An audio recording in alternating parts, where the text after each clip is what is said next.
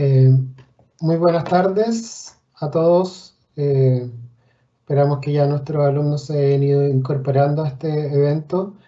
Este es nuestro primer evento para dar inicio a las celebraciones de nuestros 30 años de la carrera de Arquitectura de la Universidad Autónoma, con la charla magistral del arquitecto Luis Eduardo Brecciani, con la ponencia Ciudad Justa. Para dar inicio a esta actividad, voy a dejar con ustedes a nuestra decana, Carla Silva. Adelante, Carla. Muchas gracias, Patricio. Quiero saludar a Manuel, director de la carrera de Arquitectura, y a todo su equipo. A nuestro destacado expositor, Luis Eduardo Brecciani, que con su charla magistral Ciudad Justa da inicio a las celebraciones de los 30 años de la carrera, y muy especialmente a nuestros estudiantes. A ustedes, en nombre de la Facultad de Arquitectura, Construcción y Medio Ambiente, les quiero dar la bienvenida a este año académico 2021, agradeciendo la confianza que tuvieron en nosotros para continuar con sus estudios de arquitectura. Estamos viviendo unos tiempos que jamás habríamos imaginado. Estamos enfrentando una pandemia que tiene a gran parte de los países cambiando radicalmente su forma de vida. Acá en Temuco nos encontramos ya con un mes de cuarentena total. Esto es sin duda un escenario complejo para todos, que necesitamos el contacto con otros, pero gracias a las nuevas tecnologías, algo de esto ha sido posible. Nuestra universidad, con su permanente compromiso de cumplir con la formación académica que les ofrece, inicia este semestre de forma online. Quiero que sientan tranquilidad y confianza. Nuestro equipo de profesores directivos están preparados para afrontar esta situación, al igual como lo hicieron en el año 2020. Nuestros profesores continúan capacitándose en estas nuevas tecnologías. Mantenemos los esfuerzos para entregarles las competencias que necesitan para ser los arquitectos que nuestra sociedad requiere. Sabemos que no es una situación ideal, no es lo que esperábamos, pero requiere de nuestra adaptación. Haremos las cosas de forma distinta, pero cumpliendo con la calidad que nos caracteriza. Les deseo mucho éxito en este año que comienza. Confío en todos ustedes y en su capacidad de trabajar juntos en su tarea de demostrar que incluso en estos tiempos difíciles pueden alcanzar sus metas. Muchas gracias.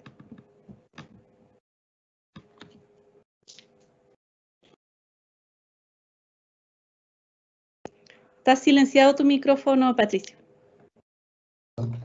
Tienes toda la razón. Para seguir con esta ceremonia, voy a dejar con ustedes a nuestro director, don Manuel Bravo Chilin. Manuel, adelante. Muchas gracias, Patricio. Primero, buenas tardes a todos. Buenas tardes, Carla, también. Y a Luis Eduardo, y espero que todos se encuentren bien junto a sus familias. Especialmente en estos momentos que todos sabemos que la pandemia está en una situación más crítica, así que por favor cuídense mucho. Quiero agradecer principalmente a nuestro invitado, a Luis Eduardo Brecciani, por su amabilidad de compartir esta charla magistral con nuestros estudiantes. Así que, y también espero que sigamos realizando actividades de forma conjunta entre nuestras escuelas de arquitectura, que creo que es muy conveniente y muy bueno para nuestros estudiantes. Bueno, nos reunimos en esta actividad de inicio del semestre de otoño de 2021, un año creo que muy importante para nosotros. Para los que no saben, en este año cumplimos 30 años, o sea, se cumplen 30 años de enseñanza de la arquitectura en la Universidad Autónoma y en la Araucanía también, siendo esta es la escuela más antigua al sur del Biobío.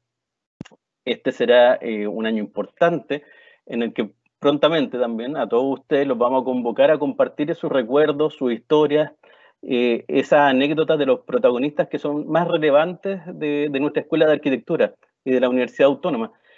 Las historias de lo imprescindible que decimos en una universidad. Siempre, ¿qué es lo importante en cualquier universidad? Van a ser los estudiantes y los docentes. Como todos saben, todo lo demás en una universidad es el contexto, en nuestro escenario que acompaña a este diálogo y comunión fundamental en el hacer universidad. Lo más importante, como digo, es este vínculo que une a docentes y estudiantes para enseñar, para debatir y formar un criterio crítico y reflexivo para enfrentar nuestra disciplina tanto en el presente como en el futuro. Los protagonistas fundamentales, insisto, son ustedes, quiero hablar de nuestros 288 estudiantes, nuestros 44 docentes y también nuestros 325 titulados. Todos ellos con un importante compromiso y responsabilidad social para hacer un aporte a nuestra sociedad y el día de mañana ser quienes diseñen esas ciudades que esperemos sean más justas, equitativas, integradas y más humanas. Quería tocar que en la vida es muy importante recordar nuestro pasado, lo que dio forma a lo que somos el día de hoy. Entonces va a ser para nosotros muy importante recordar esas historias importantes.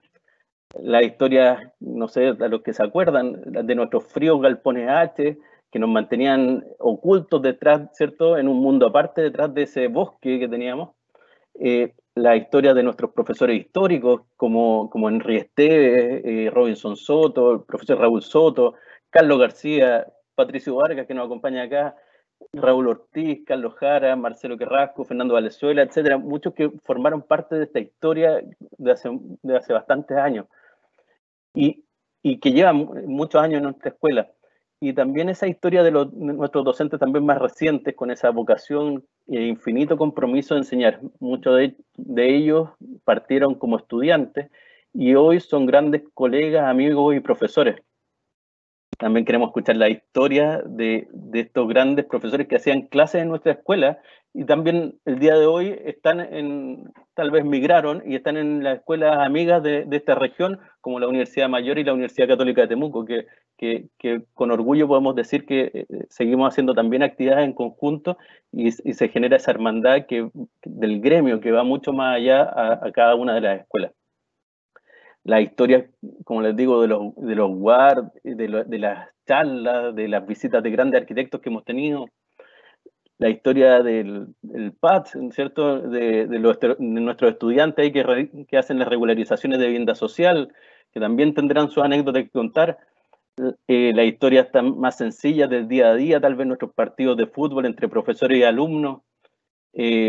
Las historias de ustedes como estudiantes inquietos, que con pasión, yo diría, trabajo, amistad y alegría, y sin duda que con trasnoches diseñaban su entrega de taller y también diseñaban su futuro. Esas historias del centro alumno, de los tutores, ayudantes, la historia de la fiesta de disfraces, desafortunadamente yo no estuve en esas, pero sí sé que se hacían también. La construcción de la casa Trapayuya, también hay situaciones que es imposible olvidar también, como la ceremonia que se hizo previo a la demolición de los galpones H. Me acuerdo que como todos los estudiantes pintaban los pisos y los muros de ese galpón y sin duda en la noche las quemas de las maquetas con todos unidos, de las partes más importantes o más bonitas que he visto es cuando Don Robinson hace esa danza en que termina en el fondo con una maqueta tirándola al fuego. Así que me acuerdo también que ese día con mis hijos fui y también ellos también estuvieron pintando esos muros de nuestro querido Galpón H, que se pasaba frío, pero también uno le tiene mucho cariño porque son nuestros inicios. Sin duda no podemos dejar de comentar los innumerables asados de Gonzalo, de Henry, que ahí se va haciendo también esta comunidad, esta fraternidad. El año de transición en que nos trasladamos también a la calle Recreo, también muchas historias por allá. La llegada de nuestro nuevo edificio K, esas tallarinadas y porotadas que se hicieron ahí a finales del 2019, la construcción de ese atrapasueños gigante que paseó por la plaza de Temuco, con todas las personas felices, los viajes de estudio a Brasil, a Colombia, para compartir ¿cierto?, y a trabajar con nuestros amigos paisas de la Universidad Santo Tomás de Medellín, así sin número de historias, los viajes las construcciones del 1 a 1, en las bienales, concursos de Corma, los viajes de talleres, los intercambios de nuestros alumnos al extranjero y también los que vienen desde otras partes del mundo a estudiar en nuestra escuela. Y todo eso, sin duda, como decía Carla, llega a este momento de pausa que desafortunadamente nos toca trabajar con esta pandemia que nos obligó a este distanciamiento físico y en el que evidentemente estamos contando los días para volver a vernos, encontrarnos y compartir, y lo más importante, para volver a hacer escuela. En estos 30 años yo quiero decirles, sin duda yo no he estado en los 30 años de vida de la escuela, pero en lo que me ha tocado estar acá, sin duda ha marcado mi vida, con grandes amigos, grandes alumnos y grandes experiencias, y creo que también ha pasado con muchos de ustedes lo mismo. Lo fundamental y lo que me ha encantado siempre de esta escuela es que se disfruta el camino, que hemos logrado ser felices en este viaje. Esa creo que es la gran motivación que ha marcado la vida de muchos de nosotros, y en ese sentido de unidad y amistad que conforma esta comunidad.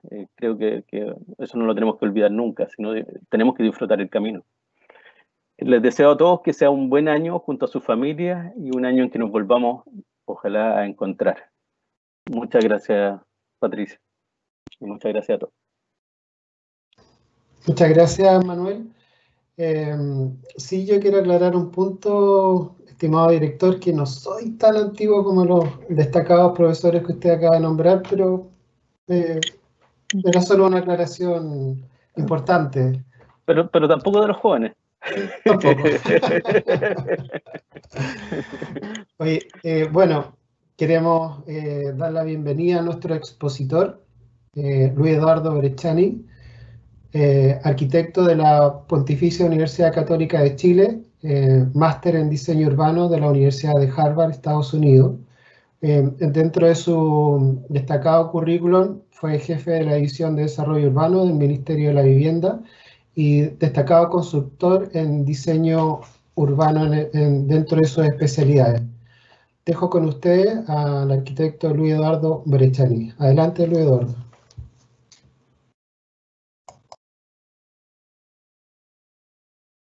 Estás mute. Muchas gracias.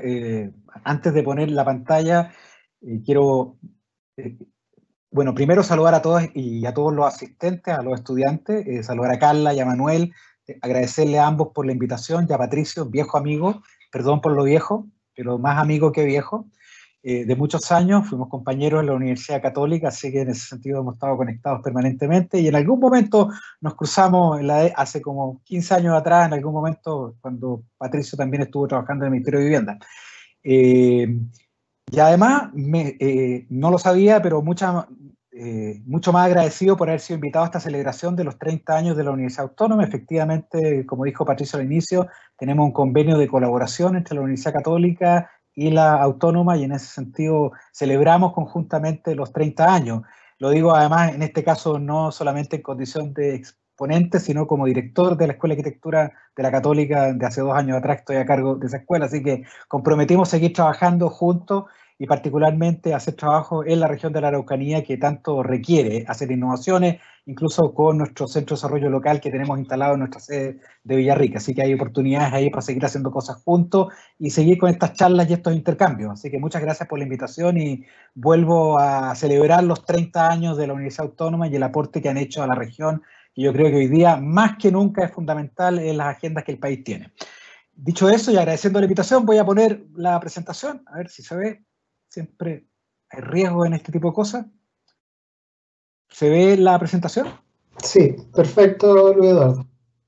Muchas gracias. Se llama Ciudad Justa, pero obviamente más que hacer propuestas es tratar de poner en contexto lo que hoy día estamos enfrentados. Hacer una charla en medio del año 2021, como decía Carla, es un año especial, no solamente por el año de pandemia que hemos tenido, sino porque estamos enfrentados a debates fundamentales de la sociedad chilena y global. Cambios sociales, cambios culturales, cambios que se venían dando desde el estallido social de 2019 y que afectan fundamentalmente a nuestra ciudad. Entonces, la pregunta que quiero hacer yo con la charla es, ¿qué tiene que ver esto con la arquitectura? ¿Cómo los arquitectos y arquitectas podemos hacer un aporte a los grandes debates que hoy día se están dando en la sociedad chilena respecto a la equidad, respecto a las desigualdades, respecto al cambio climático? respecto fundamentalmente a los cambios económicos que se desarrollan y tecnológicos. Y en ese sentido la arquitectura, y ese es el punto de partida de esta charla, juega un rol fundamental. Por lo tanto, mi invitación, más que hacer otra charla más de arquitectura sobre proyectos de arquitectura tradicional, es que en el contexto actual requerimos dar un salto importante como profesión, de manera de cooperar en las grandes tareas que se nos enfrentan. Y además ser parte del debate que vamos a tener durante este año. Vamos a tener una constituyente, vamos a tener un cambio constitucional, y el tema de la ciudad juega un rol fundamental en muchos de los grandes debates, incluso los debates de la democracia. Perdón, voy a ir pasando las diapositivas.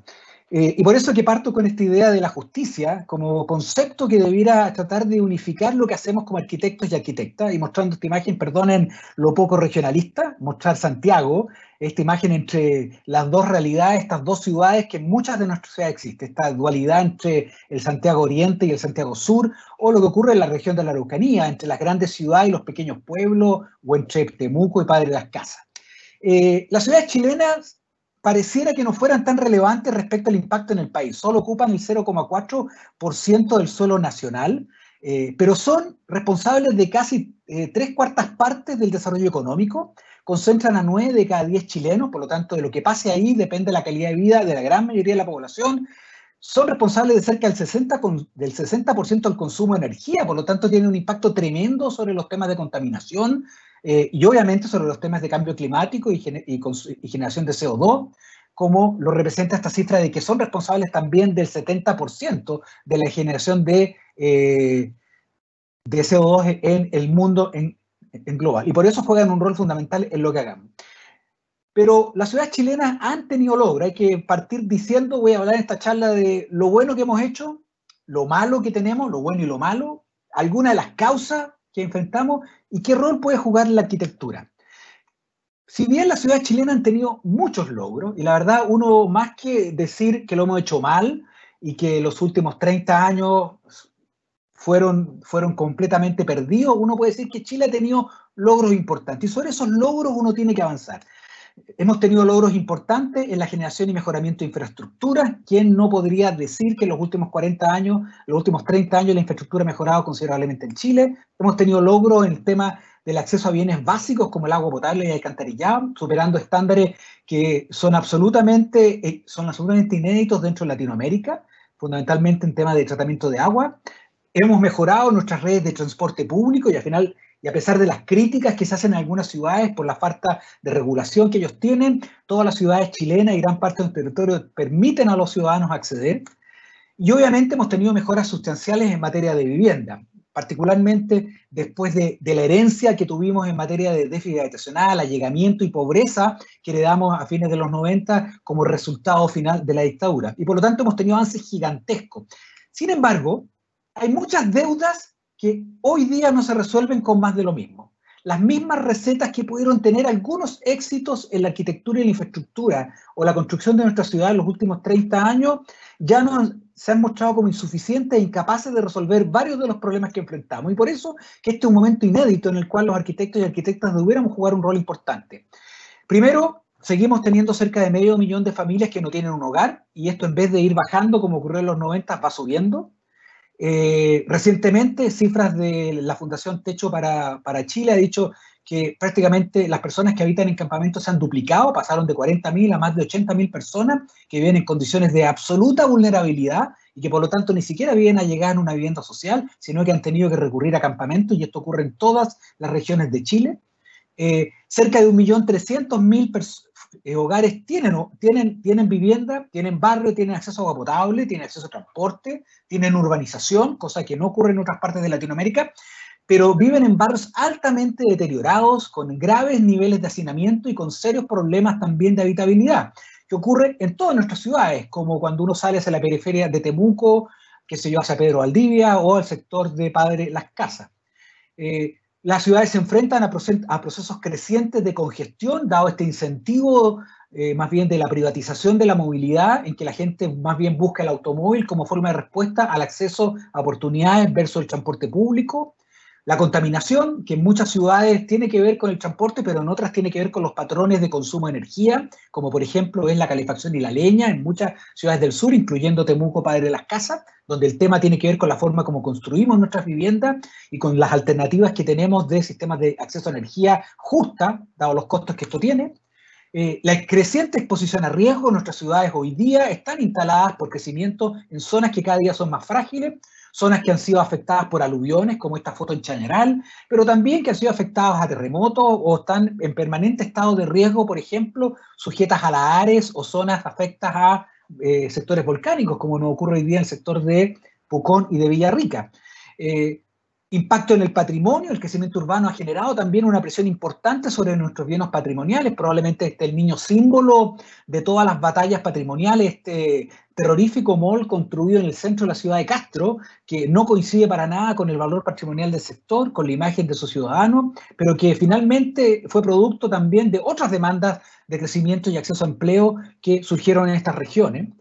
Proceso de suburbanización, al margen de la capacidad que los arquitectos y arquitectas hemos tenido para planificar nuestro territorio y ordenar la edificación y construcción en ciudades, las parcelas de agrado, solo en la zona, para poner un ejemplo regional, solo en la zona de la comuna de Temuco, las zonas que hoy día están ocupadas solo por conjuntos de parcelas de agrado, es decir, parcelaciones rústicas construidas al margen de la ciudad, son 8 veces más que el tamaño de la ciudad de Pucón. Cuando la ciudad empieza a crecer en términos informales a través de campamentos para los sectores más vulnerables o de asentamientos irregulares como las parcelas de agrados para sectores de altos ingresos, no solamente tiene un impacto en la calidad de vida, sino que finalmente termina destruyendo el territorio, el paisaje y los bienes públicos, en este caso los bienes patrimoniales de carácter ambiental que tenemos y particularmente afectados en la región de la Araucanía.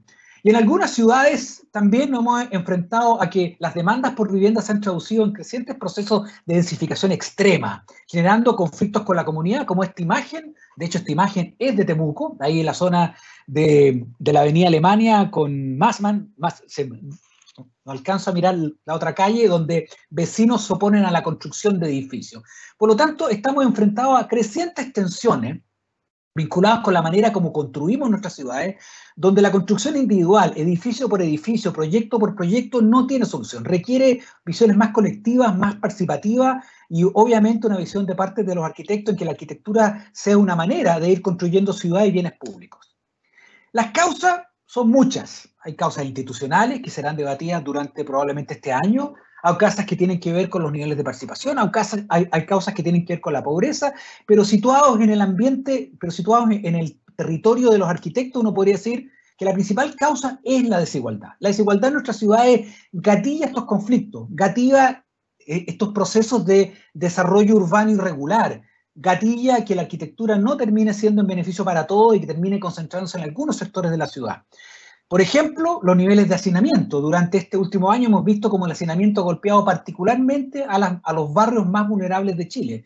Los patrones de localización de contagios de COVID no se localizan en forma homogénea, aunque todos estemos en cuarentena hoy día, no son homogéneos. Si uno mira los mapas de contagio, uno se dará cuenta que mayoritariamente los temas de salud se concentran en lugares y en barrios vulnerables, donde los niveles de hacinamiento están asociados con el tipo de espacios públicos, el tipo de conjunto y la construcción de nuestras viviendas. Y muestra, por ejemplo, esta desigualdad, que aunque el promedio de Chile sea un 7% hacinamiento, viviendas hacinadas, que es un promedio relativamente bueno comparado a Latinoamérica, este promedio miente cuando uno compara comunas vulnerables, comunas de segmentos medios y comunas de segmentos altos respecto a los niveles de hacinamiento. ¿Para qué hablar con el acceso a espacio público tan vital hoy día en que las personas requieren espacios de descongestión producto a los niveles de cuarentenas que tenemos, pero también a los conflictos que hay en desigualdad urbana? Solamente en materia de parques, y estamos hablando de parques que son financiados por el Estado, construidos con fondos públicos, las desigualdades siguen siendo bastante fuertes. Temuco, Padre de las Casas, por suerte se ubica hoy día en un rango más bien medio, pero si el promedio de Chile es 3,4 metros cuadrados de parques por habitante, la diferencia entre comunas de altos ingresos, comunas de ingresos medios y comunas vulnerables es gigantesca. En comunas vulnerables de nuestros países, o sea, de nuestro país o en barrios vulnerables, el acceso es cercano al 1 metro cuadrado, mientras en otras comunas llegamos a sobre 16, cuando el estándar internacional nos habla hoy día de 10 metros cuadrados. ¿Para qué hablar de cosas tan pedestres usando el concepto del espacio cotidiano del habitante? El salir de tu casa a la calle, el lugar básico de encuentro social y el espacio público más relevante de la ciudad. El 40% de nuestras ciudades son calles y veredas, más que parques y plazas. Y en eso también hay diferencia. A pesar que la urbanización ha mejorado considerablemente en nuestros barrios y nuestras comunas, todavía, si uno mira los datos del último censo, del 2017, calentito, reciente, muestran que las comunas vulnerables hoy día solo el 10% de las manzanas o de los sectores tienen veredas en buen estado. En los segmentos medios, cerca de un 30%, en los segmentos altos, sobre un 60% y un 70%. Por lo tanto, primero, no llegamos al 100% en todas nuestras ciudades, pero además en algo tan básico como el espacio público, las diferencias son abismantes. Y esto tiene que ver con algo fundamental, con los recursos locales, cómo se distribuyen los fondos entre los municipios.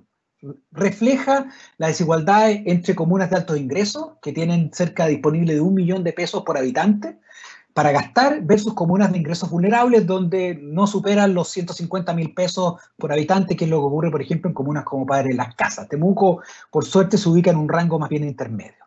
Y esto se muestra en planos de este tipo, estos planos recientes de la Corporación Ciudad, una corporación de la cual formamos parte como Escuela de Arquitectura junto con la Fundación Techo para Chile, muestra, por ejemplo, las desigualdades dentro de nuestras ciudades. Cerca del 74% de la población de Santiago no accede a estándares, entre comillas, de calidad urbana. Solamente un 26% de la población, que son esas manchas azules, accede.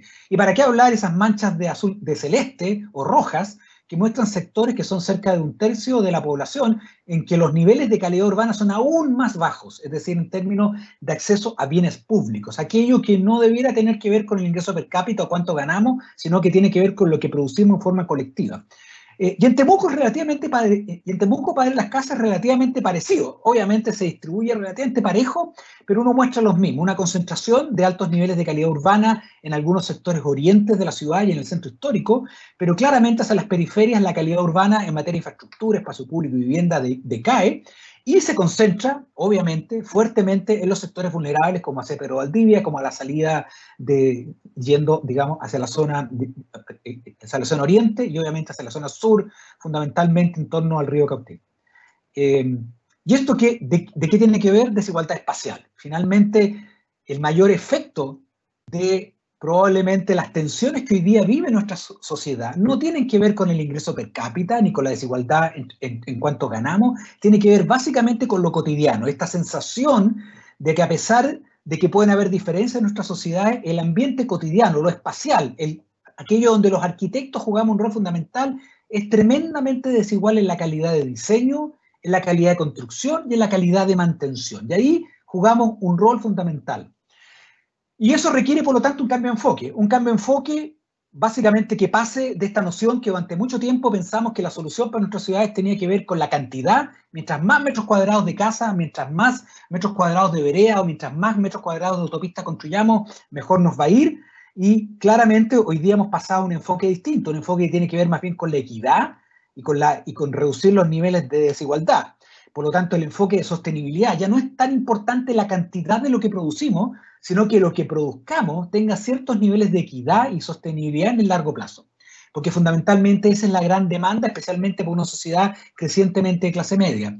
Pasar de esta lógica subsidiaria, en que básicamente lo que hacíamos era financiar vivienda o subsidiar a que el sector privado hiciera ciertas obras, y por lo tanto confiamos en que solamente financiando se podían hacer las cosas, a proyectos. Es decir, la clave está en generar nuevos proyectos, no solamente en generar formas de financiamiento y que cada uno se las arregle en términos, digamos, en términos personales para acceder a su vivienda, para resolver su calidad de vida en su barrio, o para construir un espacio público, o para financiar una infraestructura pública a través de un sistema de concesión. Hoy día requerimos proyectos, la gente está motivada por proyectos específicos. Pasar de lo individual a esta idea de que gran parte de estos proyectos requieren trabajos colectivos, trabajos de barrio, trabajos con comunidad, y que por lo tanto la calidad de vida no se resuelve como un problema individual, como un bien de consumo, sino que requiere la organización de comunidades y barrios de todos los niveles para resolver esos problemas. Y esto requiere también nuevas habilidades en los arquitectos y arquitectas, habilidades para organizar comunidades, habilidades para intermediar, para escuchar, no solamente para decir y dar recetas de lo que hay que hacer, como históricamente los arquitectos lo hemos hecho en esta visión más creativa, sino también tener la capacidad de ser receptivos a lo que otros piensan y lo que otros desean. Pasar de esta idea centralizada. En Chile, el 80% de las decisiones en materia de ciudad y vivienda se toman básicamente en ministerios. Eso quiere decir que se toman en Santiago. Y solamente un 20% del gasto público es de decisión descentralizada, gobiernos regionales y municipios. Esperamos que esto con la elección de gobernadores cambie, pero todavía estamos lejos. Pero lo fundamental es empujar desde los proyectos, desde la capacidad que tenemos los arquitectos de trabajar en el territorio, en el lugar, pensar en lugares más que en números, pasar a lo local y lo participativo, y no simplemente esta lógica de lo centralizado. Y por último, esta lógica que hemos tendido a resolver los temas en términos privados, a pasar a lo público y lo asociativo. Es decir, esto requiere más Estado, pero también requiere más colaboración. Colaboración entre nosotros y las comunidades, colaboración entre los municipios, colaboración entre arquitectos, no que compitamos, sino que colaboremos, y colaboración también con el sector privado, entender lógicas que permitan levantar proyectos participativos. 3 respuestas arquitectónicas que yo diría han ido surgiendo con fuerza durante los últimos años, más allá de concentrarnos en términos de política pública, perdonen mi formación hacia los temas más urbanísticos que son mi campo, pero 3 respuestas arquitectónicas que han ido apareciendo fuertes, en lo cual desde todos los campos, desde aquellos que tengan vocación por trabajar con comunidades hasta aquellos que tengan vocación por trabajar con planificación, con territorio, con paisajismo, con arquitectura del paisaje o con infraestructura y vivienda. Regeneración, no solamente producir más, sino recuperar y regenerar nuestras ciudades y regenerar nuestros territorios, recuperarlos, mejorarlos. 2, mayores niveles de inclusión social, pensar territorios con mayor diversidad social. Y 3, espacio público. El espacio de lo colectivo es fundamental para reconstruir sociedades más cohesionadas, sociedades que confían más en sus instituciones y por lo tanto sociedades que al fin y al cabo son mucho más estables en el tiempo y son capaces por lo tanto de crecer. Y por lo tanto, la primera, regeneración urbana y territorial. Les voy a mostrar más bien proyectos para no hablar en abstracto. Desde proyectos de reconstrucción, este es un proyecto que hemos estado trabajando conjuntamente con la municipalidad de, en este caso de Talca, proceso de renovación del casco histórico de Talca, que fue destruido por el terremoto del 2010 y que aún tiene 2/3 de la ciudad en sitios eriazos, pero esto no implica solamente un tema de planificación, implica repensar cómo se va a reconstruir, qué normas hay que colocar, qué proyectos y qué tipologías de construcción y edificación hay que hacer, regular no solamente las normas genéricas, sino regular la arquitectura, regular el espacio público. Hoy día Chile, a partir del 2016, puede, por ejemplo, regular diseños, cosa que antes no podíamos hacer. Los arquitectos construíamos proyecto a proyecto. Hoy día podemos regular el diseño de la arquitectura, podemos regular el diseño del espacio público, de manera que la suma de proyectos termine generando bienes públicos. Estos son casos, por ejemplo, de esquemas de regulación que se están haciendo hoy día en Talca.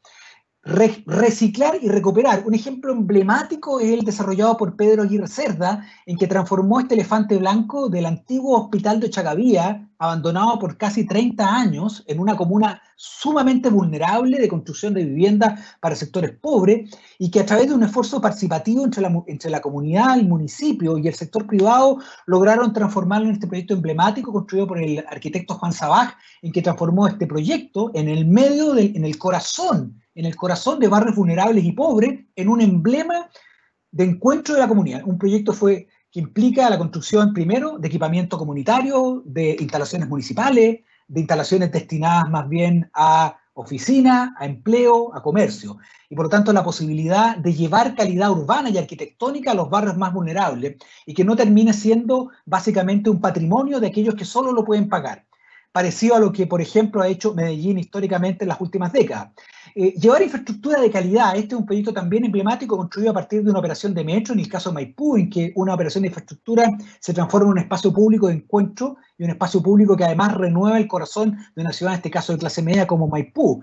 O proyectos recientes. Este es un proyecto en la comuna de San Pedro de La Paz, de los arquitectos Glavi y Heyman, en que transforman un botadero de basura, un lugar, un humedal cercano al río Biobío, destinado fundamentalmente a eso, a botadero de basura, a humedal más bien deteriorado, y lo transforman en un lugar destinado al encuentro de la comunidad, donde la arquitectura y la arquitectura del paisaje no solamente recicla un lugar abandonado y destinado y deteriorado, sino que además lo devuelve a la comunidad y lo convierte en un atributo de carácter de mantención ecológica y al mismo tiempo de acceso a la comunidad.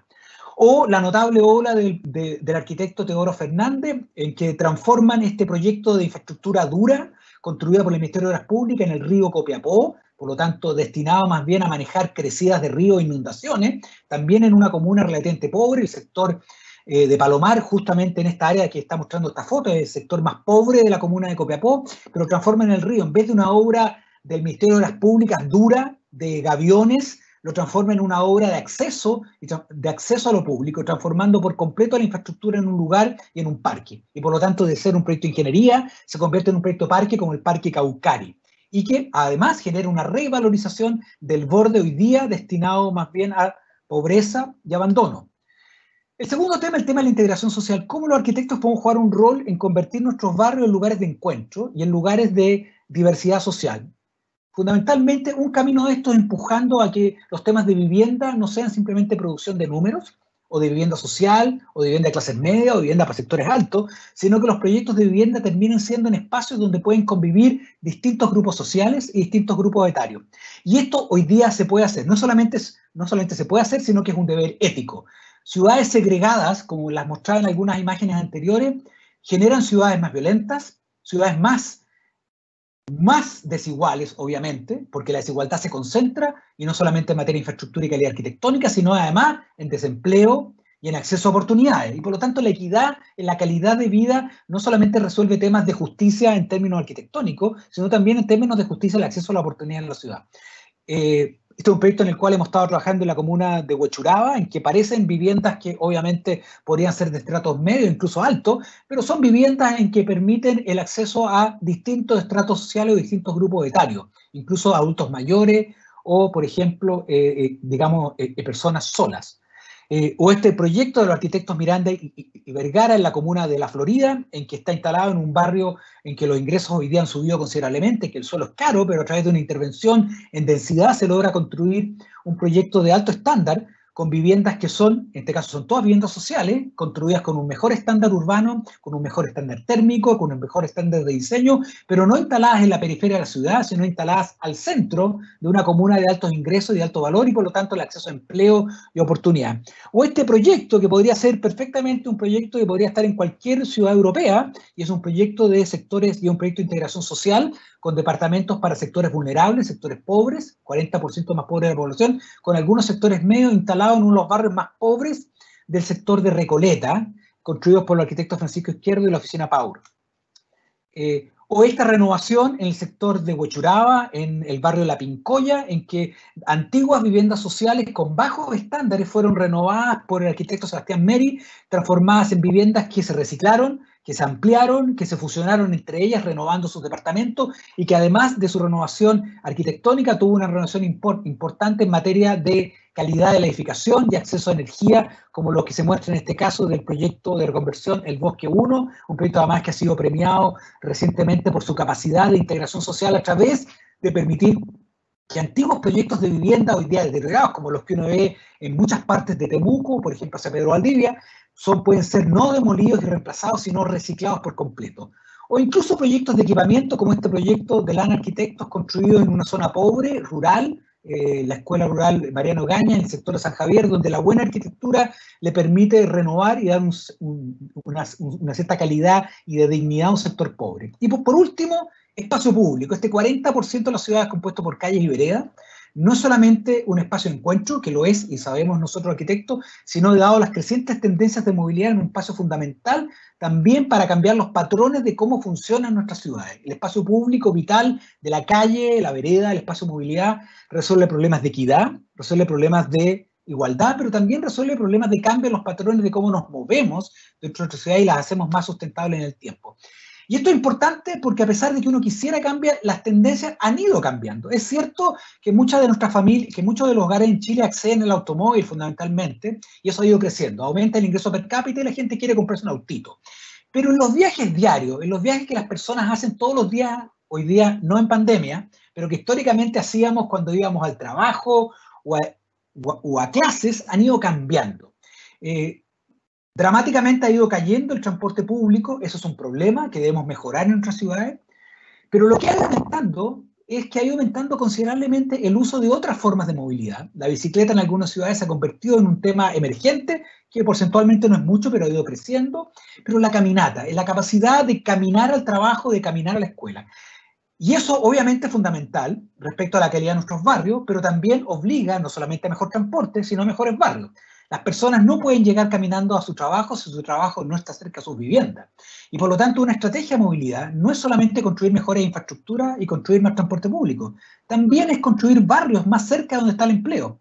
También es construir viviendas con integración social, de manera tal que se puedan localizar en lugares donde hay más oportunidades laborales, o incluso trabajar en nuestras ciudades para generar las condiciones urbanas de calidad de espacios públicos, de infraestructura, de diseño, incluso de planificación, para atraer empleo a los lugares hoy día donde están constituidos por vivienda y permitir, por lo tanto, que nuestras ciudades sean más caminables, con mejores infraestructuras, pero también mejorando la manera en que funcionan.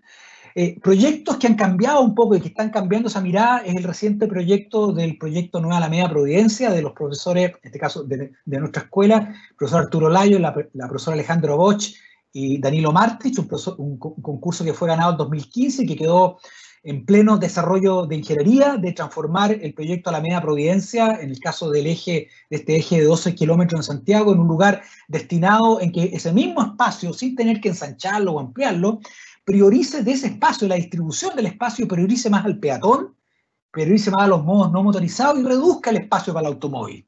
No hay razón para seguir pensando que nuestras calles tienen que seguir privilegiando solamente al auto como forma de diseño. Y eso lo digo para todas nuestras calles, las que están en las zonas céntricas, como para las grandes avenidas que cruzan nuestros territorios. Proyecto que obviamente ha sido polémico en el debate reciente, la Plaza Italia, Plaza de la Dignidad o como le queramos llamar, es claramente un tema fundamental. Este proyecto ya en 2015 planteaba remodelar por completo este espacio, transformando un espacio destinado hoy día solo al transporte a un espacio que dignifique el encuentro social, adelantándose un poco a lo que ocurrió a partir del 19 de octubre. Y por lo tanto pensando la infraestructura del espacio público y la infraestructura de vialidad no desde el punto de vista de los ingenieros, sino desde el punto de vista de los arquitectos. ¿Cómo hacer que este lugar coordine de mejor manera el uso de lo público, el uso de las formas de usar el espacio público en forma distinta, de que en algunas horas sea más peatonal y en otras horas más vehicular? ¿Dónde colocar el transporte público? ¿Cómo rediseñar las formas y la experiencia también del transporte a partir de los paraderos, etcétera? O recientes operaciones como la de Dasik Fernández, en este caso un artista visual de murales que transforma la calle Bandera, que estuvo cerrada por mucho tiempo por obras de metro, pero que en vez de ser abierta al transporte vehicular, fue transformada en un espacio peatonal a partir de una operación que probablemente va a ser transitoria, tendrá que haber mejoras más estables en el tiempo, pero que rediseñan y permiten aprender que no todo lo que tenemos como espacio público en las ciudades está destinado a ser siempre lo mismo, puede ser repensado y con operaciones básica, incluso con operaciones como esta en que no hay ningún gasto en infraestructura, un gasto más bien de pintura y repensar la calle, simplemente destinarla a otro uso. Decir, esta calle la vamos a destinar solo al peatón o a la bicicleta y la vamos a sacar del uso del transporte público o la vamos a reprogramar en el día. A lo mejor en las noches o a estas horas permitirá el transporte público y a otras horas será solo peatonal. Y múltiples otros proyectos, pongo algunos nomás por mencionar, estos proyectos de plazas limpias en el caso de Antofagasta, donde la Fundación Creo Antofagasta diseñó una serie de proyectos de escaleras que conectaron espacios vulnerables con acceso de empleo y por lo tanto el espacio público se convierte en una manera de conectar y en una manera también de mejorar, etc. O innovaciones como el Mapocho pedaleable, no todos nuestros ríos están destinados a ser solo ríos, pueden ser muchas cosas. Temuco, para poner un ejemplo, tiene un espacio magnífico que hoy día se da en el Parque Isla Cautín, pero que permitiría integrar, dado el puente tren-tren que va a ser inaugurado prontamente y va a estar abierto, permitiría crear un gran lugar donde el río sea el punto de unificación entre Padre Las Casas y Temuco, convirtiendo ese gran espacio entre la Isla Cautín y toda la ribera sur del río, y por lo tanto ese espacio hoy día deteriorado, no accesible de Padre Las Casas que da hacia el río, en un magnífico parque donde el río, en vez de ser un punto de división entre dos comunas, puede transformarse en un punto de encuentro, recorrible, traspasable. Hoy día Temuco tiene esa tremenda oportunidad. Por lo tanto, para terminar y darle la gracia, un mensaje esperanzador, a pesar de que hay muchas cosas que no nos gustan de nuestras ciudades, la verdad que frente a los escenarios futuros que enfrentamos en todos los ámbitos de la sociedad, la ciudad no es un problema, la ciudad es la solución. Es la solución a la participación, es la solución al cambio climático, es la solución a elevar los niveles de equidad y los niveles, por lo tanto, de cohesión social de nuestra ciudad. Y por lo tanto, ahí los arquitectos, quizás como nunca antes en la historia, jugamos un rol fundamental. Por eso que la arquitectura, para terminar, es hoy día una herramienta fundamental para resolver otros grandes problemas. Y la invitación que yo diría en este año de grandes debates es a pensar que los arquitectos no somos espectadores, sino que debiéramos ser protagonistas de esta discusión. Muchas gracias.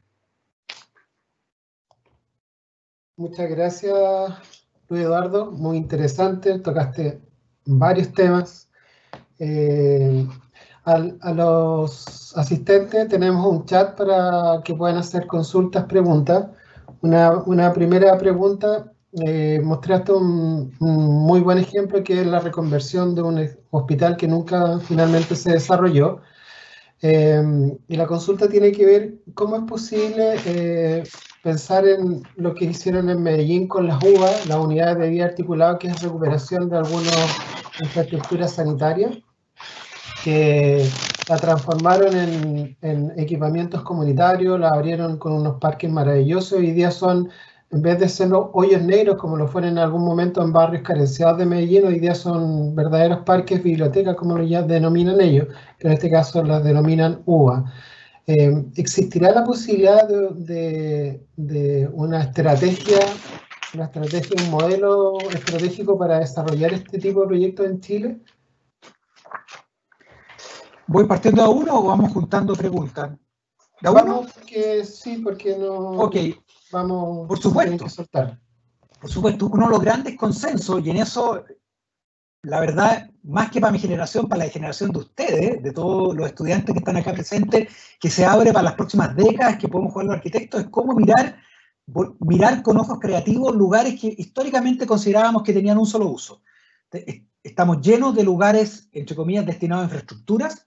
Algunos son de propiedad pública y por lo tanto pueden ser transformados. Existe un consenso hoy día, por suerte, de que los bienes públicos, particularmente la propiedad fiscal, tiene que ser usado en beneficio de la sociedad y no simplemente ser usado como una especie de manera de financiar o de vender. Por lo tanto, los bienes que pertenecen a bienes nacionales, al Estado, tienen que ser usados para construcción. Pero también tenemos la posibilidad de que muchos espacios de infraestructura que hoy día pertenecen a empresas, por ejemplo, como empresas sanitarias, copas de agua, lugares destinados a estanques, como tú mencionas, Patricio, más bien con un trabajo con esas empresas que, a pesar de que son empresas privadas, son empresas concesionadas, por lo tanto, siguen perteneciendo y están reguladas por todos los chilenos.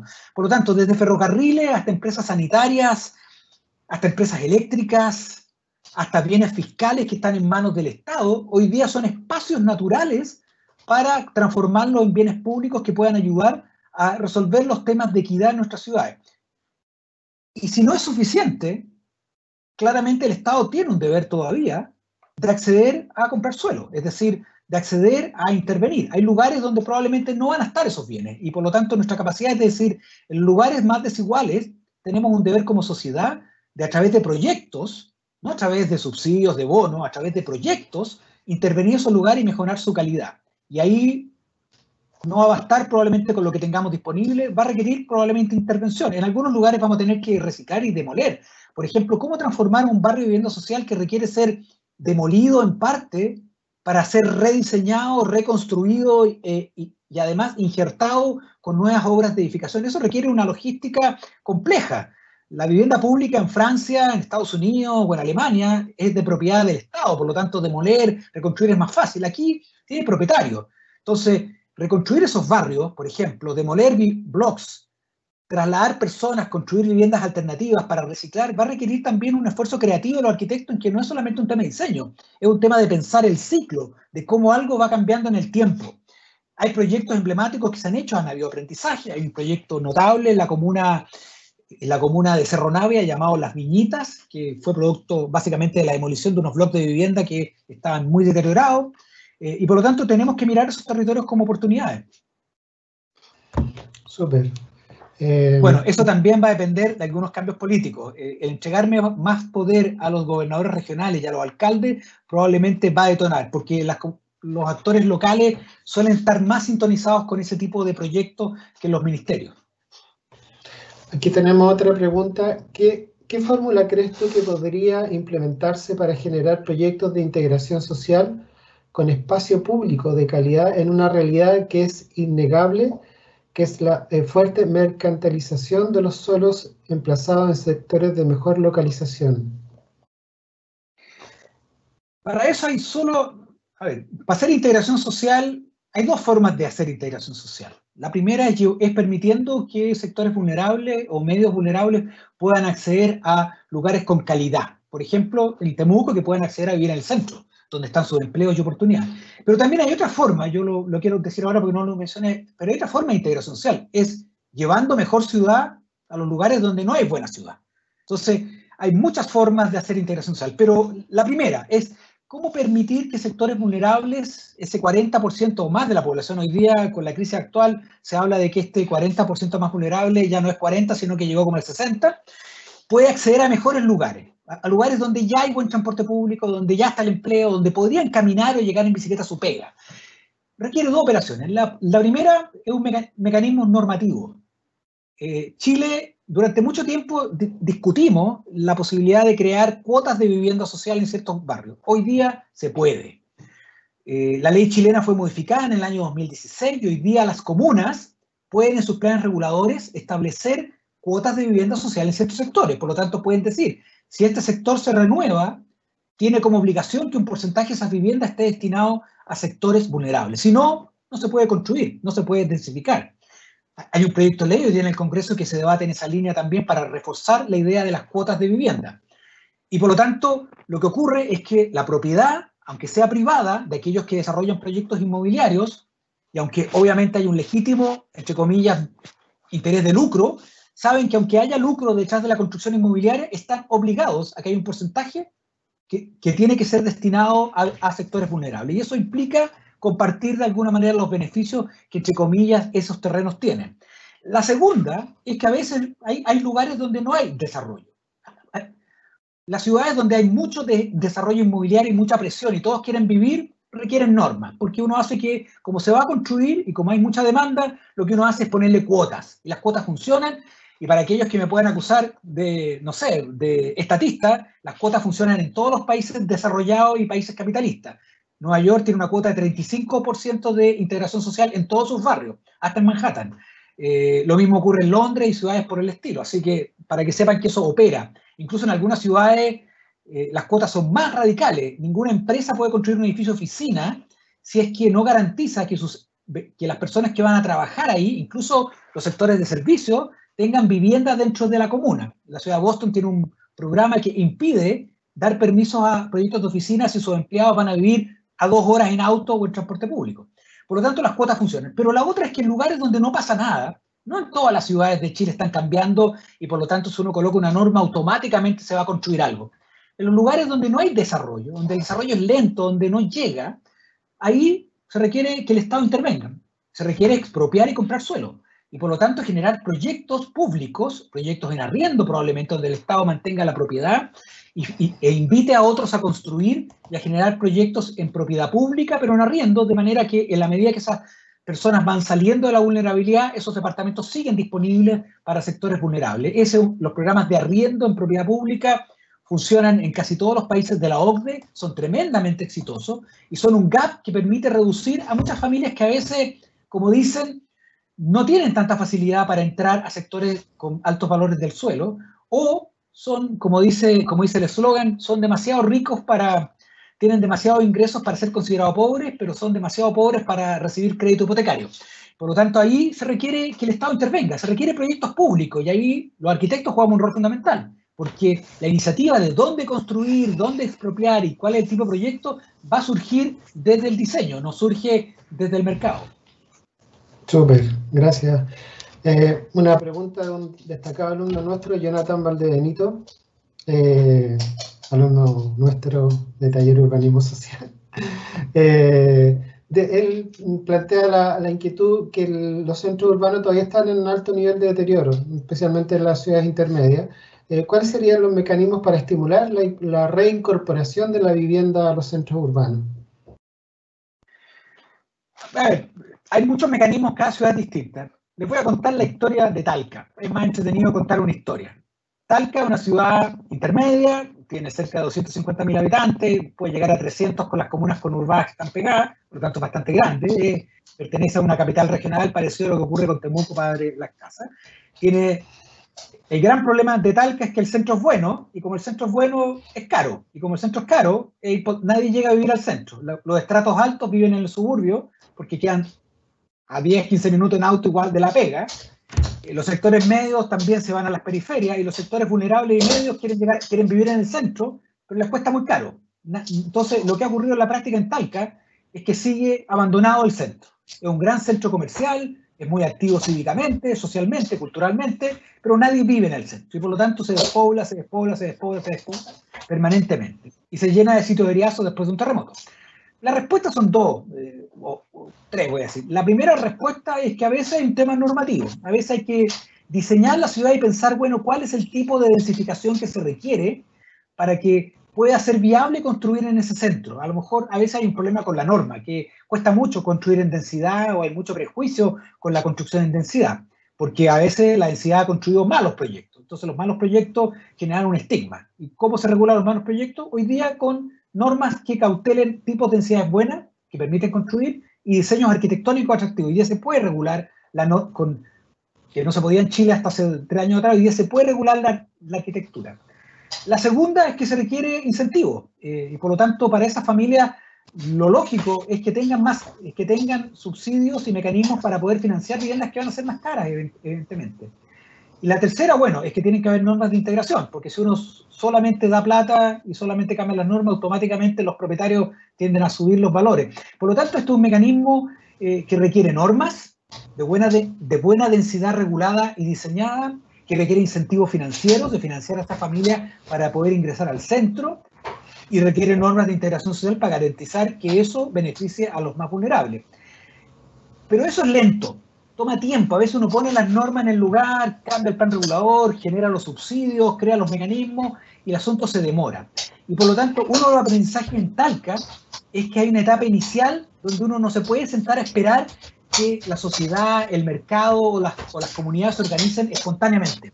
Eso requiere proyectos públicos. Requiere que en la primera etapa, los primeros años, sea el Estado, en general, en el caso de Talca, es el municipio el cual va a crear una corporación de desarrollo que va a comprar terrenos o a usar sus terrenos municipales para levantar proyectos de vivienda para sectores vulnerables, que van a ser más caros, obviamente, pero ahí está la gracia en que la propiedad sigue siendo de propiedad pública, por lo tanto el costo del suelo no va integrado al valor de las viviendas, y van a ser ellos los que van a desarrollar esas manzanas con proyectos de integración y vivienda. Por lo tanto, en una primera etapa, para detonar el proceso de volver al centro, de que después otros se atrevan, comunidades, cooperativas, empresas inmobiliarias, eventualmente fundaciones, se atrevan a entrar al centro, en la primera etapa requiere una inyección de adrenalina, y esa inyección de adrenalina la tienen que hacer los arquitectos, y la tienen que hacer fundamentalmente los gobiernos locales o regionales o el Estado. El Estado tiene que construir los proyectos pilotos con los cuales partir.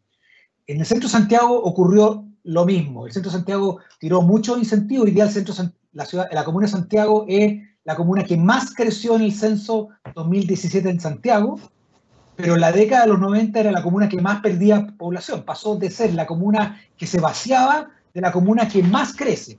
Eso ocurrió con todos estos incentivos, buenas normas, buenos incentivos, buenos proyectos de infraestructura de espacio público que hagan atractivos los lugares que no son tan buenos. Pero en la primera etapa requirió iniciativa pública, requirió a un municipio organizando proyectos, levantando ideas, llamando a concursos de arquitectura para remodelar una manzana completa. Requirió liderazgo. Sin liderazgo estas cosas no ocurren en forma espontánea.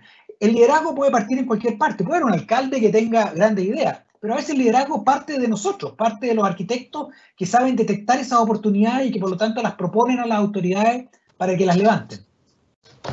Clarito, súper. Oye, una pregunta de nuestra alumna Javiera Muñoz. En el contexto de la pandemia, esta nueva arquitectura, o ella plantea como esta nueva arquitectura, este nuevo diseño urbano, ¿va a ser distinto? ¿Hay que repensarlo? ¿Qué opinas tú desde tu mirada desde Santiago? El problema que tenemos es que probablemente hay barrios que fueron bien Chile tiene una larga historia de buen diseño urbano. Hay magníficos barrios diseñados durante la década de los 60, etcétera, con magníficos espacios públicos, con excelentes estándares.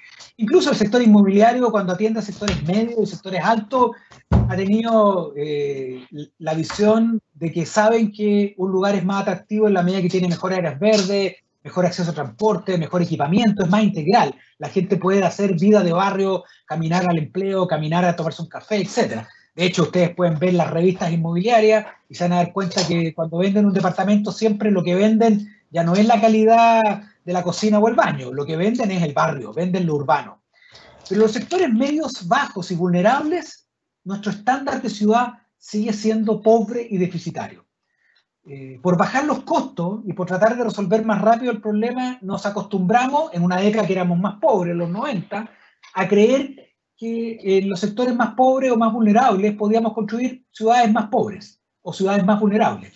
Y eso es un error. Y por lo tanto, lo que ha cambiado es que la calidad de la ciudad, el estándar de espacio público, el estándar de calle, el estándar de acceso a equipamiento y servicio, el estándar de calidad de barrio, que todos sabemos cuál es un buen barrio, es cosa de preguntarse dónde a cada uno de ustedes les gustaría vivir y saben por qué van a ir a vivir ese barrio, es algo que debiera ser un mínimo y no un máximo, debiera ser un derecho y no un privilegio, y por lo tanto puede ser no solamente regulado, sino establecido como un estándar. Fijar estándares básicos de calidad urbana en el diseño de los barrios es hoy día probablemente una de las demandas. Yo tengo toda la expectativa de que, ojalá, vamos a ver si algunos arquitectos se mueven, que en el debate constitucional por lo menos aparezca el derecho a una ciudad relativamente equitativa o justa, es decir, que todos tenemos el mismo derecho a acceder a la misma calidad de los bienes públicos, aquellos que no dependen de cada uno, sino que dependen del Estado.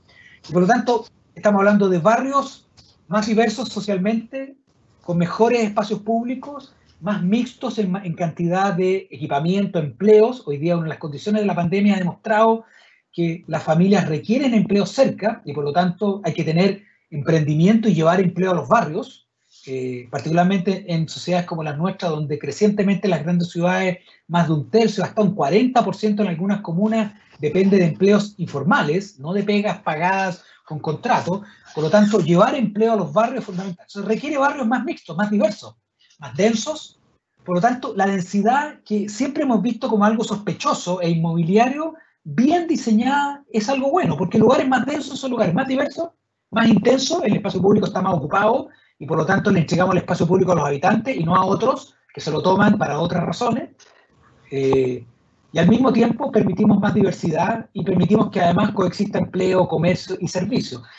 Por eso que la suburbanización que uno ve en sectores como Villarrica, Pucón o en las periferias de Temuco y Padre Las Casas, bueno, periferia de Temuco y Padre Las Casas son comunidades, no hay tanta suburbanización, también es anticiudad. La anticiudad genera malos lugares también. Entonces hay que aumentar la densidad, pero con calidad y generar lugares más diversos. Y ese estándar debería estar fijado por las ciudades. Hoy día se puede, cosa que antes no se podía. Hoy día se puede regular, o sea, una comuna puede establecer ciertos estándares de equipamiento, estándares de acceso a espacio público y estándares obviamente de diseño urbano que hasta el año 2016 básicamente eran regulados por una norma general.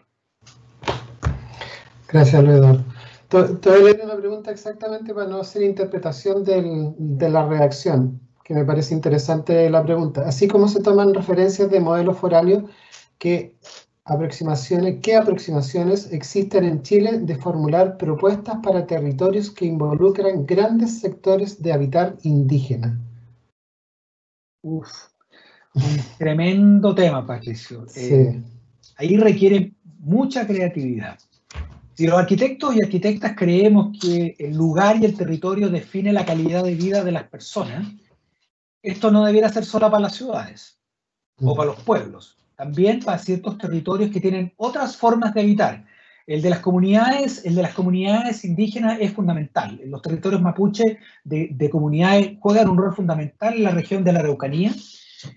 No solamente un estilo de vida, sino un estilo de manejo de la propiedad, de organización de los servicios, etcétera, incluso de gobernanza interna. Es muy probable que a pesar de que existe una ley indígena, con el debate constitucional se avance hacia otros estatutos que generan alguna forma de gestión, de autonomía y de organización de esas comunidades respecto a la infraestructura, al equipamiento, a la vivienda. Uno esperaría. Sin mirar los típicos ejemplos que la gente muestra en las comunidades de pueblos originarios clásicos, los canadienses o los neozelandeses, son los típicos que se usan como los modelos institucionales. Yo diría que hay que aprender más bien de las comunidades mapuches, aprender de cómo rediseñar esos paisajes. Yo diría que lo más atractivo de las comunidades mapuches es que obliga a los arquitectos a pensar distinto, a pensar en cómo rediseñar un lugar en que hay que combinar formas de producción, formas de habitar, paisajes distintos. Es una mezcla entre arquitectura del paisaje, diseño de vivienda, diseño de infraestructura. ¿Cómo planificarlo? La planificación obviamente no son las reglas de los planes reguladores, las reglas del Estado tradicional, va a requerir reglas de participación, mucha participación. Las comunidades indígenas hoy día en la Araucanía tienen bajos niveles de estándares de equipamiento, servicios, agua potable y requieren. Y probablemente a lo mejor, y espero que sean ustedes que tienen los pies en la tierra de la Araucanía, haya que repensar cómo ellos crean un tipo de plan o un tipo de plan de desarrollo al interior de una comunidad que permita canalizar financiamiento público, porque obviamente no se puede esperar que ocurra con fondos propios, financiamiento público para rediseñar y mejorar sus propias comunidades. Parecía a lo que ocurre con los campamentos, pero de otra manera. Pero eso requiere mucha creatividad y mucha participación y jugar con las reglas de las comunidades. Pero es una magnífica, probablemente un tremendo desafío, cómo transformar esas comunidades en lugares de dignidad, con los mismos estándares de una ciudad, pero sin convertirlos en ciudad. Perfecto. Oye, aquí una pregunta que está vinculada a algo que tú planteaste. ¿Cómo llevar las fuentes laborales a la periferia, a los sectores carenciados? Y plantea una frase que me parece interesante: llevar la ciudad donde no hay ciudad, a partir de lo laboral. Probablemente un gran dilema. Durante el debate de la pandemia apareció mucho esta discusión. En Chile existe un asunto que, a ver, para ponerlo en ejemplo, en Chile existe una comisión presidencial que se llama el Consejo Nacional de Desarrollo Urbano, que básicamente hace recomendaciones al Estado respecto a cambios, y uno de los debates que apareció en el Consejo, yo formo parte de ese Consejo como expresidente del Consejo, me tocó ser presidente del Consejo en el gobierno pasado de la presidenta Bachelet, y uno de los debates que surgió fue esta idea de la ciudad de los 15 minutos, a lo mejor algunos de ustedes lo han leído, esta idea de que una manera de reducir el contagio, pero mejorar los niveles de equidad, es que todos queden a 15 minutos de las actividades básicas, del colegio, de la escuela, del comercio, de los servicios, incluso del empleo. Para los viajes de educación y los viajes de servicios es algo que podemos resolver en Chile. Podemos garantizar que a través de llevar buena educación pública a todos los barrios y mejores equipamientos y servicios, podamos hacer que todos queden a 10 minutos, 15 o 5 minutos del corazón de un barrio, de ese lugar donde te provee de los viajes de tipo educacional y los viajes de destino servicio. El tema del empleo es más complicado, porque si uno reduce porque el empleo está en toda la ciudad y por lo tanto uno tiene que garantizar que las personas tengan más oportunidades. Por eso que el transporte público sigue jugando un rol muy importante, de acercar a las personas a las fuentes de empleo existentes a través de reducir sus viajes. Buena calidad y experiencia de transporte público es fundamental. Y la otra es cómo llevarlo. Ahora, cómo llevarlo es más difícil, porque el empleo, claro, uno podría generar empleo público, pero la mayoría del empleo es privado. La mayoría del empleo lo genera el sector privado. Ahora, ¿cómo atraer empleo privado a sectores vulnerables? Yo diría que las respuestas van por llevar calidad de vida. Si un barrio tiene mejor infraestructura de transporte, es más accesible. Si un barrio tiene mejores niveles de equipamiento, mejores niveles de áreas verdes y espacios públicos, naturalmente el primer proceso de transformación que va a ocurrir es que ese barrio se va a volver atractivo. ¿Para quién? Primero para la vivienda. Los barrios tienen ciclos, los barrios no cambian de la noche a la mañana. El primer cambio que se va a producir es que va a llegar vivienda de sectores medios a vivir a sectores vulnerables. ¿Por qué? Porque mejoró la calidad. En Santiago ya ha venido ocurriendo, ha ocurrido en Colina, ha ocurrido en Huachuraba, está ocurriendo en sectores de Puente Alto, en sectores de Peñalolén, está ocurriendo en algunos sectores de Renca incluso, y de Quilicura, porque mejoró la infraestructura, mejoró el acceso y mejoró el estándar del equipamiento. Entonces, la primera acción es llevar calidad urbana a los lugares donde no lo hay. para hacerlos atractivos para que otros segmentos sociales lleguen a vivir y por lo tanto generar esa integración social por mezcla. Cuando un barrio empieza a ser, acto seguido, un barrio de buena calidad urbana o por lo menos equivalente al resto de la ciudad, juega con la cancha nivelada y al mismo tiempo un barrio diverso socialmente, automáticamente viene el siguiente paso. Comienza a llegar el comercio, comienza a llegar el empleo, algunas se instalan ahí con sus emprendimientos, etc. A muchos barrios de este tipo les ha ocurrido básicamente el mismo proceso. Partieron siendo periferias, luego de periferias se mixturizaron con clases sociales, luego se densificaron, de casitas pasaron a mayor densidad, departamentos, y luego comenzó a llegar el empleo y los servicios. Por lo tanto, lo que gatilla sigue siendo, para no inventar la pólvora, sigue siendo lo público, sigue siendo la calle, sigue siendo el transporte público, sigue siendo el área verde, sigue siendo los servicios, el equipamiento y los centros de barrio. ¿Sabes qué? Nosotros tuvimos un debate el año pasado, un seminario que invitamos a Sergio Beresville y a Marcial Echenique. Y justamente Sergio planteaba lo de los 15 minutos y Marcial de la ciudad extensa, la ciudad extendida. Se produjo una discusión bien interesante en base a un poco a lo que planteas recién. Lo dejo como... Claro. Sí. Yo estoy un poco entre medio, la verdad, porque puedo decir que a pesar que tengo más sintonía con Sergio, claramente, estoy más entre medio. Es muy difícil forzar así por decreto a llevar al tiro el empleo a esos lugares. Y por lo tanto, para que eso ocurra, lo primero hay que mejorar la calidad. Lo que tiene razón Marcial Echenique es que las cosas no ocurren por decreto, ocurren, también el mercado afecta. El problema de Marcial es que Marcial cree solo en el mercado. Y eso es un problema serio que ha demostrado que en 30 años no funciona. El mercado solo genera ciudades, solo mercado, el mercado existe, solo mercado básicamente replica las mismas condiciones de desigualdad que tenemos en materia de ingresos y en materia de clases sociales. Es decir, crea ciudades para clase media, ciudades para pobres y ciudades para ricos. Probablemente en Londres funcione, pero acá no. Oye, una pregunta interesante que... preguntan si debemos seguir planificando en macro escala estos planos reguladores o podemos planificar de macro lotes, podemos planificar barrios, podemos planificar con modelos más acotados, tipo plan de maestro. Magnífica propuesta, porque esto también es un campo laboral para los arquitectos para que vayan aprendiendo.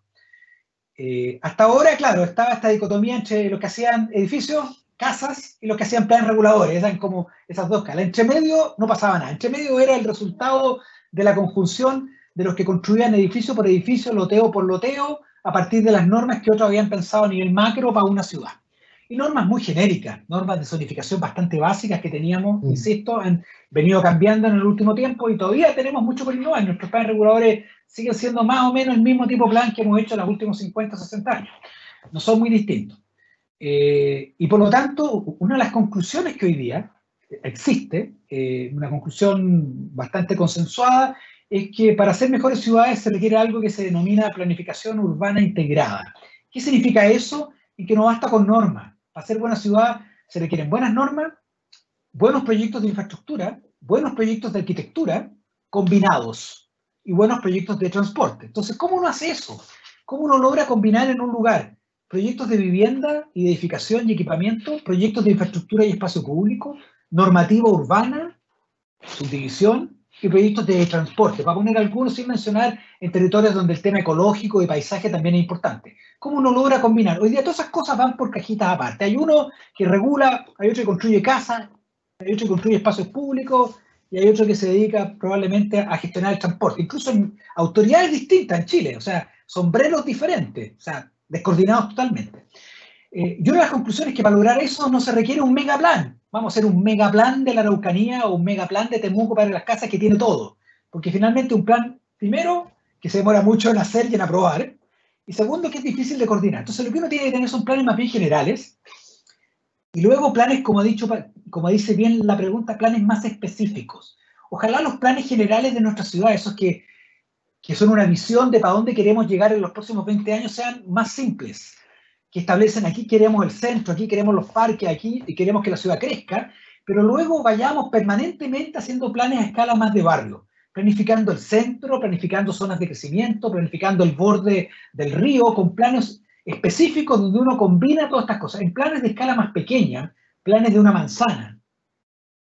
Antiguamente le llamamos planes seccionales, ahora se puso de moda que le llamamos planes maestros, o ponerle cualquier nombre, pero que finalmente uno puede hacer un plan que tenga un plazo acotado, en que uno combine normativa, combine proyectos, combine infraestructura y por lo tanto implique saber cuánto nos va a costar y qué cosas vamos a hacer para materializarlo. Eso solamente puede ocurrir en una escala más pequeña, como la pregunta bien plantea. Solo puede hacerse a escala de una manzana o a escala de un gran lote si uno quiere planificar un barrio. Insisto, hasta el 2016, vuelvo a hacer propaganda, hasta el 2016 no se podía. Hoy día muy pocos arquitectos saben que se puede, pero a partir de normas introducidas en la Ley General de Urbanismo, hoy se puede. Hoy ustedes pueden agarrar 4 hectáreas en la periferia de la ciudad para hacer un barrio, o tomar una manzana en el centro y planificarla, ponerle normas, establecer condiciones de espacio público que tiene que generar, es decir, obligaciones de construir, puede establecer condiciones de integración social, puede incluso diseñar un plan maestro de edificación, cómo debiera ser la morfología, las formas de los edificios para que edificio por edificio finalmente sean armónicos. E incluso puede planificar inversiones del Estado. Entonces, esas cosas hoy día se pueden hacer y los invito a innovar en eso.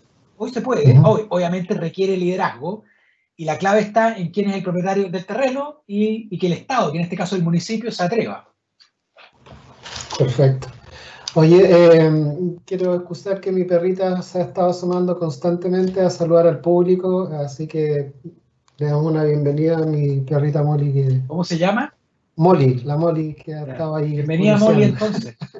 Los animales también tienen derecho en la ciudad, especialmente porque recientemente, en términos demográficos, nuestros segmentos jóvenes, en vez de tener niños, tienen mascotas. Sí. Por lo tanto, la ciudad también va a cambiar por ese lado. Oye, unos últimos 2 comentarios como para cerrar, porque nos habíamos propuesto terminar a las 7 de la tarde. Estamos cerca de las 7. Nicole nos plantea, ella plantea que la ciclovía en general las veredas, el encuentro entre el peatón y el ciclista son bastante inseguras. Los diseños especialmente que se han dado acá en Temuco, nos ha tocado vivir un poco esa experiencia. ¿Alguna recomendación al respecto de alguna propuesta exitosa en Chile, si es que podamos recorrer? El diseño de la ciclovía, veredas, etcétera, está bastante normado. Hay una serie de manuales que han ido apareciendo en los últimos años. Se incorporaron al manual de vialidad a fines de los 90 y a partir de eso han ido mejorando consistentemente. Por lo tanto, sabemos cuáles son los estándares de una buena ciclovía, sabemos cuáles son los estándares peatonales de una vereda, y por lo tanto hoy día la vialidad no se piensa solamente a partir del automóvil o del espacio del transporte público. El tema es básicamente es un tema de diseño y un tema de que las autoridades asuman que las redes de ciclovía tienen que ser continuas, que el espacio de ciclovía está regulado y tiene que ser seguro, de que obviamente hay que establecer diseños viales más integrales para permitir y garantizar seguridad respecto a la velocidad de los automóviles. Por lo tanto, la única recomendación que yo podría hacer es algo que es de bastante consenso en el último tiempo. No está muy regulado hoy día, pero sí está este consenso técnico, probablemente ustedes en la escuela ya lo han visto, que es el concepto que lo plantea también el proyecto que mostré de Nueva Alameda Providencia, y que fue puesto en las bases del concurso. Me tocó ser el director del concurso, y lo pusimos obligatoriamente, en que el espacio público tiene que diseñarse como un espacio integral, es decir, lo que se llama la calle completa. Entre fachada y fachada hay que pensar la calle entera, hay que pensar la ciclovía, la vereda, el tránsito para el automóvil, de manera de garantizar de que incluso la manera de diseñar el espacio del automóvil garantice, no por una norma o porque hay un carabinero que vaya a regularlo, de que los autos van a ir a una velocidad más segura para impedir que, por ejemplo, un ciclista se siente inseguro ahí en el borde de una ciclovía. O que los peatones en los cruces también sientan que hay niveles de seguridad respecto al atravieso entre peatones y bicicletas. Y eso implica un rediseño por completo del espacio público, este nivel de garantizar que todos tienen el mismo derecho, el que va en el transporte público, y de hecho esta idea de la pirámide invertida, probablemente también lo han visto ustedes, este concepto de que la pirámide de las prioridades parte en primer lugar el peatón, diseñar la calle para el peatón, luego para la bicicleta, luego para el transporte público, y al final para el automóvil.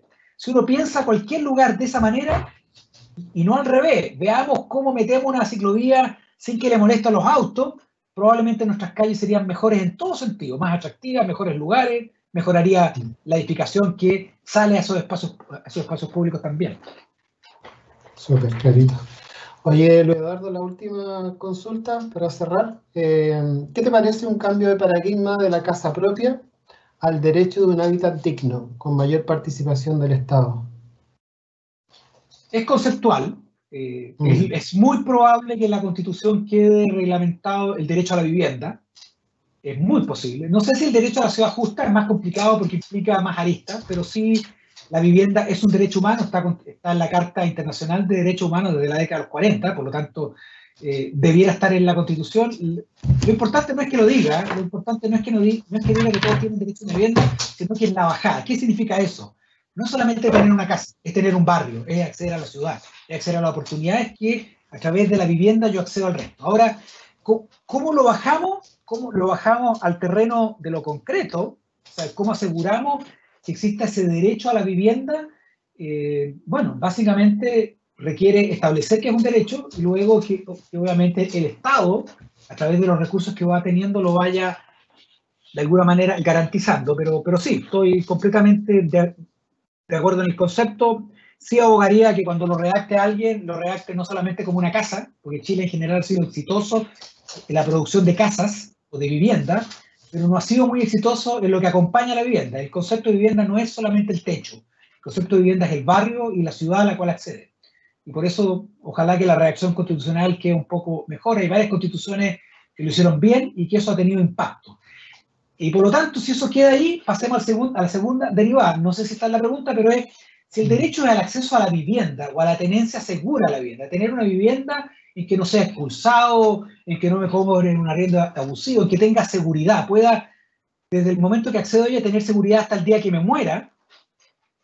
Vamos a tener que buscar mecanismos de acceso a la vivienda más diversos. No es solamente en propiedad, también es en arriendo o en otras formas de tenencia cooperativa. Porque el adulto mayor que accedió a una vivienda cuando era joven y que hoy día la vivienda le queda en un lugar donde ya no puede vivir porque quedó en un cuarto piso o quiere cambiarse, no tiene esa oportunidad. O incluso los que accedieron a una vivienda hace 30 años y el estándar de las casas cambió. Hace 30 años atrás la vivienda social tenía 32 metros cuadrados. Hoy día tienen 55 y van a llegar rápidamente a 70. ¿Cómo accedo a ese mismo derecho? O sea, significa que tuve mala suerte y que me tocó otro país.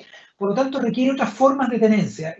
Es muy probable que el arriendo aumente fuertemente. Existe un sesgo cultural en Chile, que nos gusta la propiedad, nos gusta ser dueños de la casa. En otros países el tema no es la casa, el tema es el dónde está la casa y la calidad de la casa y tener acceso seguro, que no me echen.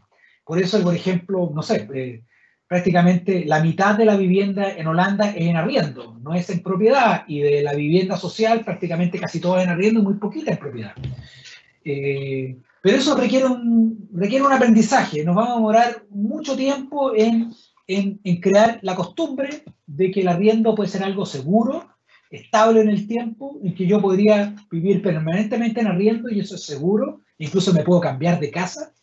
Y para eso requiere que haya más oferta. Hoy día no existe oferta, el arriendo hoy día es privado, y por lo tanto, muchos de los campamentos que mencionaba yo al principio no son producto a que llegaron los migrantes, que es una especie de mito, es producto básicamente de arriendos abusivos, familias que arrendaban de allegadas o no allegadas en viviendas sociales, de familias que accedieron a una vivienda social en los 90 y que hoy día mejoraron su estándar y se fueron a otra parte y las arriendan, y que fueron echadas. Simplemente fueron expulsadas porque no pudieron pagar. Por lo tanto, hay un espacio ahí para los sistemas de tenencia segura en arriendo o sistemas cooperativos.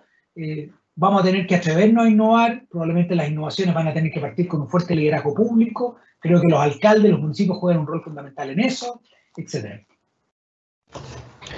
Luis Eduardo, bueno, quedaron algunas preguntas en el tintero, pero ya como habíamos acordado nuestro compromiso terminar a las 7.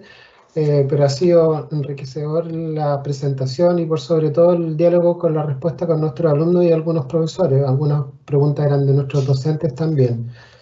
Tuvimos una asistencia súper importante, así que estamos muy contentos para poder cerrar esta actividad. de nuestra primera actividad, la celebración de los 30 años de la carrera de arquitectura. Dejo con usted a nuestro director, Manuel Bravo. Gracias, Patricio.